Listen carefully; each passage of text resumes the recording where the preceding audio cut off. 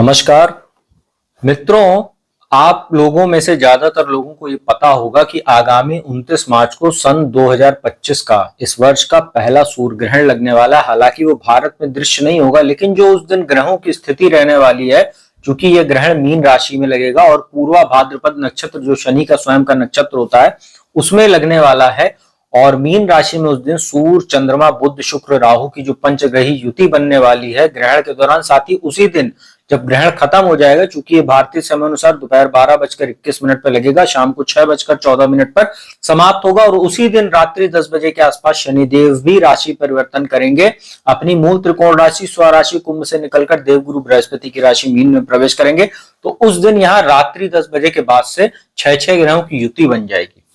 मित्रों, यहाँ पर चंद्रमा की स्थिति आपको जानना इसलिए आवश्यक है क्योंकि चंद्रमा हर 2.25 दिन में राशि बदल देते हैं और यह 28 मार्च को शाम को 4:47 पर प्रवेश करेंगे मीन राशि में और 30 मार्च को ये निकल जाएंगे 4:34 बजे, वो अपने मेष राशि में चले जाएंगे। तो वहां से जो है 14 अप्रैल तक यहाँ पंचग्रही योग सूर्य, शनि, राहु, बुध, शुक्र का बना रहेगा और 14 अप्रैल को सूर्य अपनी उच्च राशि मेष में प्रवेश कर जाएंगे। तो ये जो राशि फल है ये 29 मार्च से 14 अप्रैल के बीच में जो स्थिति बन रही है पंचग्रही योग, इसका क्या प्रभाव पड़ेगा ग्रहण के बाद, उसकी जानकारी देने के लिए मैं एक बार पुनः हाजिर हूं।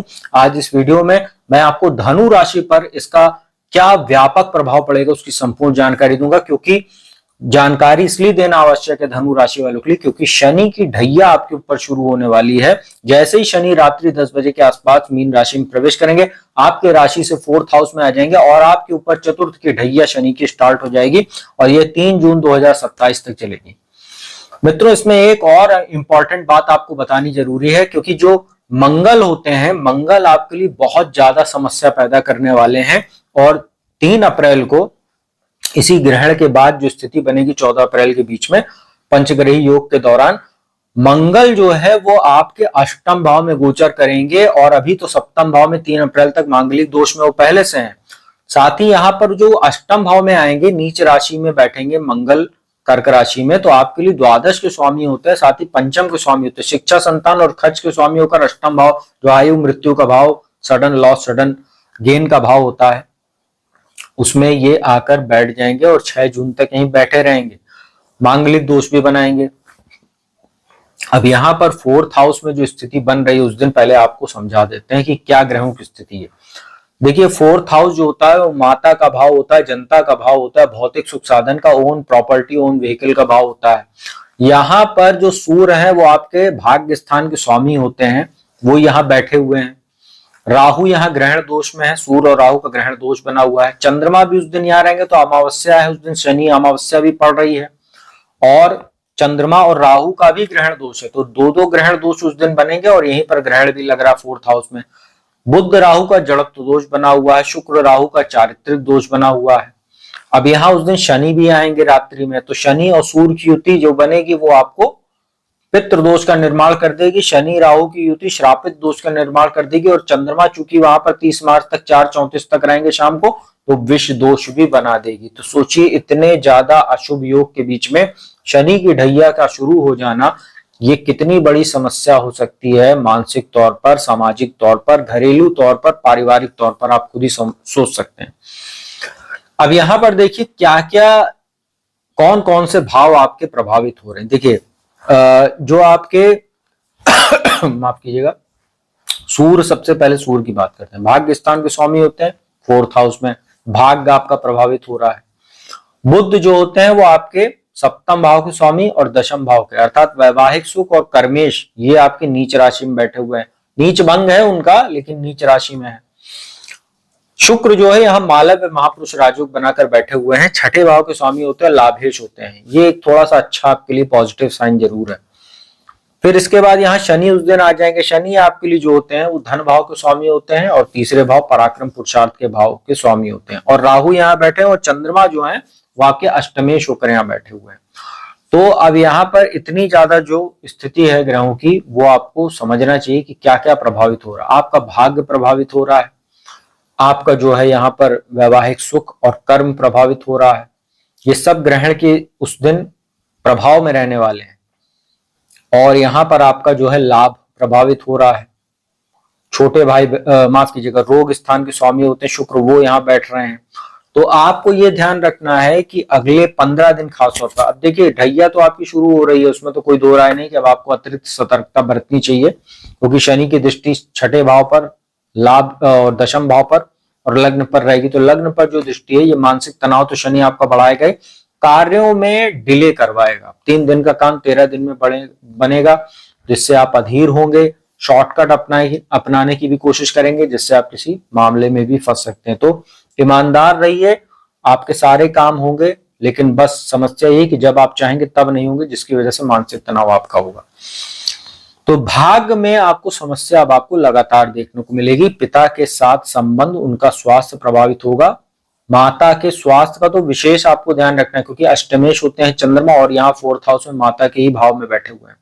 कार्यस्थल पर अगले 15 दिन विशेष सतर्क रहिएगा, क्योंकि ये 15 दिन की बात इसलिए की जा रही है क्योंकि जब सूर्य जो है वो 14 अप्रैल को निकलेंगे, मेष राशि उच्च राशि में जाएंगे और यहाँ आपके पंचम भाव में आ जाएंगे।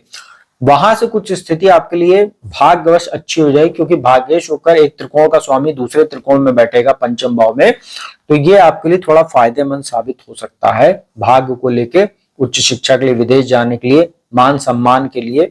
तो जो समस्याएं कुछ आ रही थी उसमें सूर्य चूंकि उच्च राशि में बैठेंगे, अपने ही भाव में बैठे हुए पंचम भाव में, कालपुरुष की कुंडली में उन्हीं का भाव होता है, तो ये काफी आपके लिए पॉजिटिव हो जाएगा, लेकिन 14 अप्रैल के बाद। और यहाँ पर जो शनि की ढैया आपको लग रही, ये मानसिक तनाव आपका बढ़ाएगी और यहाँ पर आपको कहीं ना कहीं काफी संतुलन बनाकर चलना पड़ेगा अपने वैवाहिक जीवन में, अपने घरेलू जीवन में, और जो आपका कामकाज है, आपका जो काम जहां पर आप जाते हैं, चाहे बिजनेस करते हैं चाहे जॉब करते हैं, वहां पर अपने कलीग्स के साथ, अपने जो सहकर्मी हैं, उच्चाधिकारी हैं, उनके साथ जितना बिहेवियर आपका बेटर रहेगा, जितना समन्वय बनाकर चलेंगे आप, उतना आपको फायदा होगा। नहीं तो आपकी कभी कभी ओवर स्मार्टनेस, ओवर कॉन्फिडेंस और आपकी जो भाषा शैली है वो भी इस गोचर के दौरान काफी गड़बड़ रहने वाली है। तो इसका आप बहुत ध्यान करके चलिएगा, नहीं तो ये आपके कार्यों में अवरोध ही नहीं, आपके बनते काम को भी बिगाड़ देगा। तो अगर देखा जाए धनु राशि के लिए, तो धनु राशि वालों के लिए मानसिक स्थिति उस दिन बहुत बुरी तरीके से प्रभावित होगी जिस दिन ग्रहण लगेगा, और उसके बाद भी 30 मार्च को चंद्रमा के निकलने के बाद भी, और यहाँ 14 अप्रैल तक स्थितियां बहुत अच्छी नहीं है। और इसमें एक और समस्या मैंने बताई जो वो है वो बढ़ जाएगी जब 3 अप्रैल को मंगल आपके अष्टम भाव में प्रवेश करेंगे। ये दुर्घटना आदि के योगों में जो है संभावनाओं को बढ़ाएंगे। गाड़ी वगैरह चलाते समय सावधानी बरतिएगा, इलेक्ट्रिक इक्विपमेंट्स का इस्तेमाल करते हुए सावधानी बरतिएगा। कोई धारदार चीजें जैसे चाकू वगैरह का इस्तेमाल करते हैं सब्जी वगैरह काटने के लिए, तो उसका ध्यान रखिएगा, नहीं तो कट वगैरह लग सकता है। कोई सर्जरी वगैरह आपकी पेंडिंग थी वो मंगल करा सकते हैं अष्टम भाव में बैठ के। और कहीं ना कहीं आपके लिए वाणी दोष की भी समस्या मंगल पैदा करने वाला है, क्योंकि दूसरे भाव पर दृष्टि रहेगी और परिवार में कुछ अलगाव वगैरह, किसी इनहेरिटेंस वगैरह को लेके समस्या भी पैदा कर सकता है। ससुराल पक्ष से भी आपके संबंधों को प्रभावित करेगा और आपकी सेविंग्स को कहीं ना कहीं आपका खर्च में ये बढ़ोतरी कर देगा। कुछ अचानक धन लाभ करा सकता है, लेकिन आपका खर्च भी बढ़ा देगा, चाहे वो किसी सर्जरी को लेके हो, हेल्थ इश्यू को लेके हो, या कोई दुर्घटना आदि आपके संभव हो, या गाड़ी वगैरह डैमेज हो जाए उसको लेकर भी ये खर्चा करवा सकता है। तो धनु राशि वालों के लिए बहुत सतर्क रहना है, खास तौर पे जब तक 14 अप्रैल को सूर्य आपके पंचम भाव में नहीं आ जाते तब तक आप विशेष सतर्कता बरतिएगा, ऐसी आपसे आशा करते हैं, उम्मीद करते हैं।